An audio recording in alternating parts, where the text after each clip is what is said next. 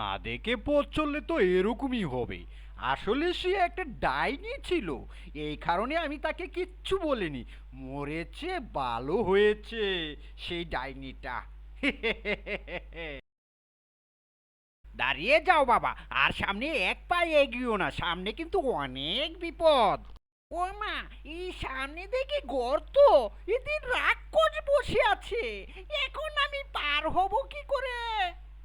পার তো তুই অবশ্যই হতে পারবি, তবে তার আগে সবাইকে বল এই ভিডিওটিতে একটি লাইক এবং চ্যানেলটি সাবস্ক্রাইব করে দিতে। তাহলেই তোকে আমি যাওয়ার ব্যবস্থা করে দিব।